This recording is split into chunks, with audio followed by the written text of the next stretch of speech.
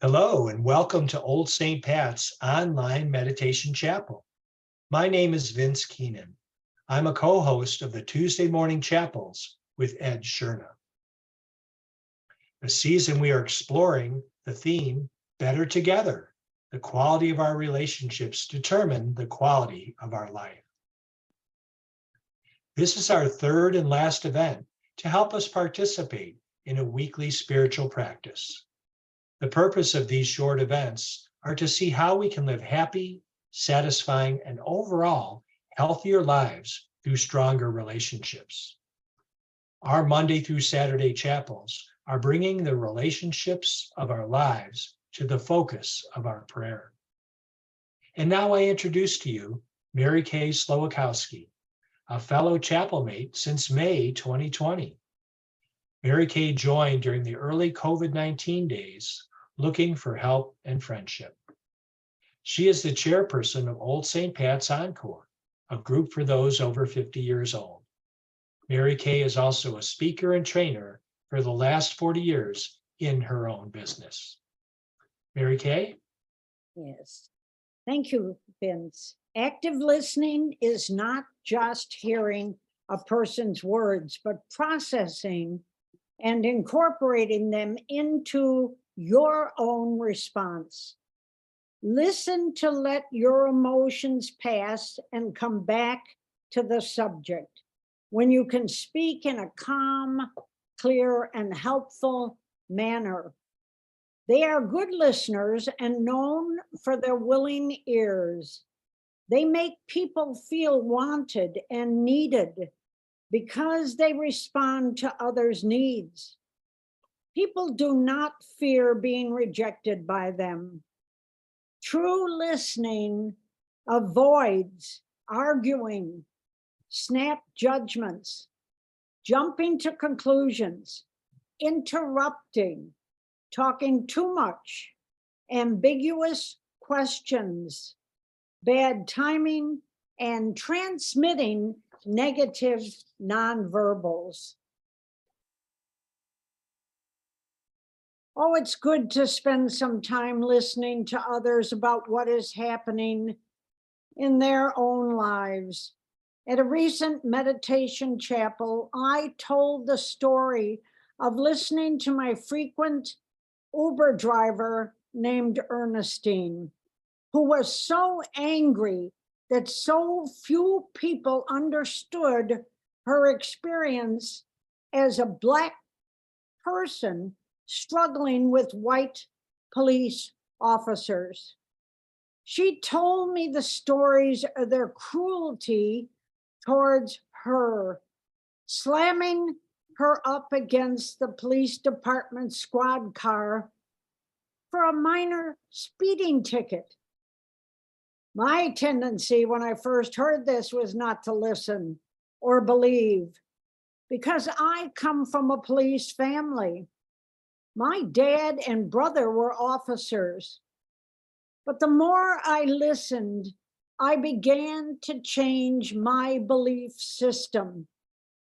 Now, as I watch and hear about more police brutality against Black people, I think of listening to Ernestine.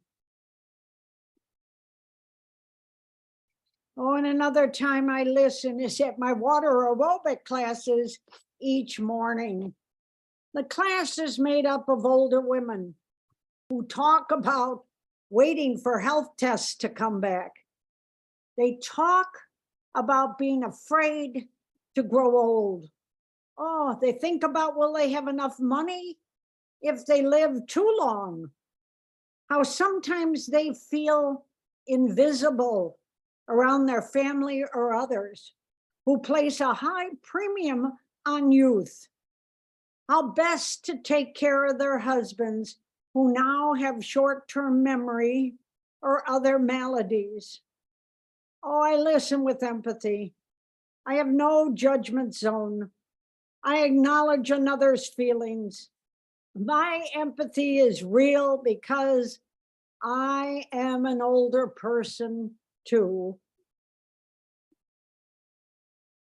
Also, I listened to my friend whose son has come out as a transgender.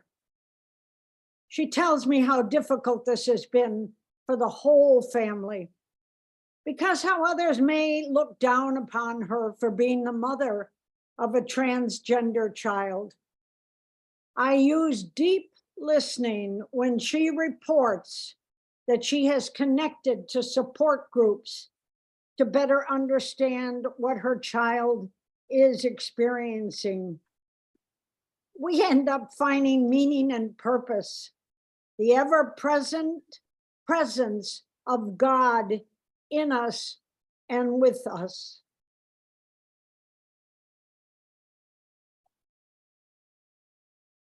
We all want someone to listen to us, listen carefully to who we really are, what we feel, and most of all, what we're scared of. What we all share is a desire to be understood, oh, to be seen and to matter and to belong as ourselves. We all want someone to listen to us, listen carefully to who we really are and what we feel. I found that connection when I visited a therapist after I suffered agoraphobia. And then another visit after my youngest sister died so young of cancer. And when I myself experienced broken heart syndrome after witnessing my son-in-law have a stroke. Dr. Judy was able to listen and understand my experiences. She taught me how to listen to those experiences without any judgment or any fear. There was great trust formed, the foundation for a successful collaboration. But most of all, she agreed with me, which gave me a safe space to develop better listening patterns. Thank you, Mary Kay. This wraps up our three-part adventure on how to improve the quality of our relationships. In the previous events, you may have picked one or two relationships to focus on. Through a process of bringing these people to prayer and contemplation, you've been encouraged to make your initial outreach. You may recall that I chose my friend Bo and my oldest brother Bob as my two relationships to try and improve. Good news. Bo and I have scheduled a lunch next week to rekindle our story together. And my brother Bob and I had our first video chat just a few days ago. It was so good to share our stories. You're now invited to expand our horizon beyond the person or two we have been focused on and choose one person each day of the coming week that we will practice active listening with. Notice what happens when we bring this kind of intentional listening into a relationship. Does the quality of the conversation change? Do I notice myself feeling differently about the other person, or maybe experiencing something new about the other person I had yet noticed? Do I notice I feel differently about myself when I listen this way? Bring this invitation to your prayer and contemplation in the coming week. Thank you for participating in this third event. If you have not had a chance to view the other two, you can find all three events by clicking on the link that brought you to this event. It was so good to share our stories.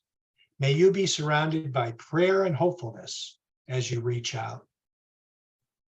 Use the hyperlink you see on the slide to find the online meditation chapels that are available Monday through Saturday. You are welcome to join us.